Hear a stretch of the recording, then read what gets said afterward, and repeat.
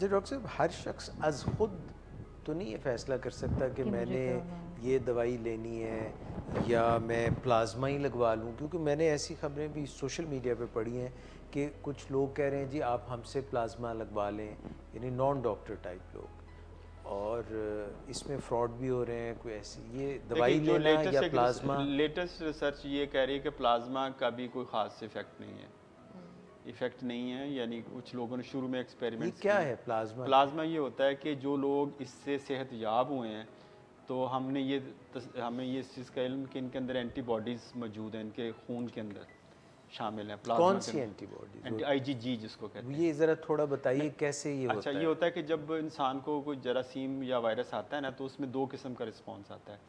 उसको जो फौरी तौर पे जो एंटीबॉडीज़ बनती हैं वो IgM का नाम देते हैं। अच्छा, जो लंबे अरसे तक जिसके अंदर मुदाफ़अत है उसको IgG का नाम देते हैं। IgM का साइज़ बड़ा होता है, तो IgM शो करती है कि इसको बंदे को भी ताज़ा बीमारी हुई है, यानी कुछ 1-2 हफ्ते हुए हैं। IgG शो करती है इसको हुई थी 3-4 हफ्ते पहले हुई थी, लेकिन अब इसके अंदर इम्यूनिटी है। तो आमतौर पर इम्यूनिटी को चेक करने का ये खून में यार चेक? IgG या खून में से ये टेस्टिंग होती है। कुछ लोग रैपिड टेस्टिंग भी करते हैं, खून के एक ड्रॉप से भी हो जाती है। तो इससे हमें ये पता चल जाता है कि आपके अंदर कितनी मुदाफ़ियत है। तो जो लोग इससे सेहत याब हुए हैं, तो उन साइंटिस्ट ने सोचा कि उनका हम क्यों ना लें, उससे उनके अंदर एंटीबॉडीज़ हैं, तो हम वो ही एंटीबॉडीज़ उसको इंजेक्ट कर दें, जिसको खून ले लेते हैं उनका? खून का हिस्सा जो खून के ना, देखो अगर खून को अगर आप रखें तो उसके अंदर दो किस्म के से, एक जो उनके रेड ब्लड सेल होते हैं वो नीचे बैठ जाते हैं, तो एक ऊपर जो सफ़ेद पीला से रंग का जो माया होता है उसको जिसमें रेड ब्लड सेल तैरते हैं। हाँ, जिसमें तैर, उसको प्लाज्मा कहते हैं। तो जो प्लाज्मा एंटीबॉडी जो प्लाज्मा के अंदर होती हैं, रेड ब्लड सेल खून के सेल नीचे बैठ जाते हैं, तो उन्होंने प्लाज्मा निकाल के तो वो इंजेक्ट किया था। लेकिन उसकी जो साइंटिफिक उन्होंने कहा कि जिनको दिया है या जिनको दूसरा इलाज दिया, दोनों में कोई ख़ास फ़र्क नहीं है। ये कुछ स्टडीज़ हैं, कुछ कहते हैं इसका फ़ायदा है। जैसे मैंने बात की, इसमें बड़ी कन्फ्यूजनल एक स्टेट ऑफ अफेयर है कि हमें पता नहीं है कि इसको कौन सी चीज़ फ़ायदा करी, कौन सी नहीं फ़ायदा करी। क्या दवाइयाँ देते हैं ज़्यादातर जब ये मामला हो जाता है किसी को, तो क्या अद्वियात दी जाती है? देखिए, ये डिपेंड करता है कि आपकी सिवेरिटी क्या है। कि अगर तो माइल्ड सा बुखार है तो वो तो नॉर्मली सेटल होता है। इसमें हम कुछ टेस्ट एडवाइस करते हैं, जिसमें हम देखते हैं कि ये इसका यानी इसकी एक्सटेंट क्या है।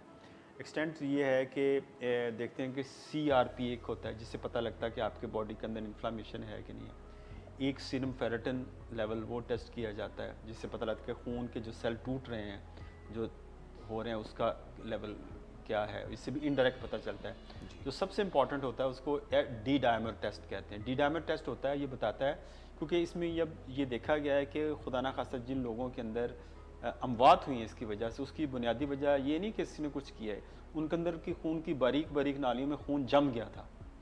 तो ये कि खून के जमाव में, क्योंकि ये वायरस हेल्प करता है, तो इस चीज़ को मेजर करने के लिए टेस्ट होता है, खून के जमाव को डी डायमर टेस्ट होता है, तो वो करते हैं। अगर लोगों का हज़ारों में हुआ होता है तो उसे पता चल जाता है कि ये बंदा सीरियस कंडीशन की तरफ जा रहा है। अगर नॉर्मल है तो फिर आप नॉर्मल है। चेस्ट एक्सरे बड़ी हेल्प कर सकता है, आपको पता लगता है कि नमूनिया कोई लंग्स के अंदर तो नहीं इन्फिल्ट्रेट कर गया हुआ, वो आपको हेल्प आउट कर सकता है। CT स्कैन एक होता है, वो करवाया जा सकता है। तो इसका इलाज जो है ना, देखो जिसको शाफी इलाज कहते हैं वो तो नहीं है। तो आप मुख्तलिफ जो FDA ने भी जो अप्रूवल दिया, मुख्तलिफ दवाइयों की अप्रूवल दी हुई है, यानी वो दवाइयाँ जो मुख्तलिफ बीमारियों के लिए इस्तेमाल होती थी, जिसमें से एक रेमडेसिविर है, एक एक्टेमरा के नाम से है, एक एंटीवायरल है। ये दो उन्होंने, एक्टेमरा तो FDA ने भी अप्रूव नहीं किया, लेकिन रेमडेसिविर एक दवाई है, उसको अप्रूव किया हुआ। लेकिन ये आपका डॉक्टर ही डिसाइड करता है कि रेमडेसिविर कितने। लेकिन रिसेंटली जो UK के अंदर जो स्टडी हुई है, उन्होंने देखा कि जिन लोगों जो ऑक्सीजन पर थे और जो लोग वेंटिलेटर पे थे, जिनको जब स्टीरॉयड्स दिए गए तो उनको अच्छा इफेक्ट हुआ, उनके अंदर रिकवरी रेट ज़्यादा हुआ। जी, ज़्यादा रिकवरी रेट अच्छा हुआ जो वेंटिलेटर पे थे और स्टीरॉयड्स पे थे, उससे ज़रा कम 20% के करीब रिकवरी आई जो लोग ऑक्सीजन पे थे और स्टीरॉयड्स पे थे। लेकिन जो लोग जिन ना ऑक्सीजन पे थे ना वेंटिलेटर पे थे, उन पे स्टीरॉयड्स का इतना इफेक्ट नहीं हुआ।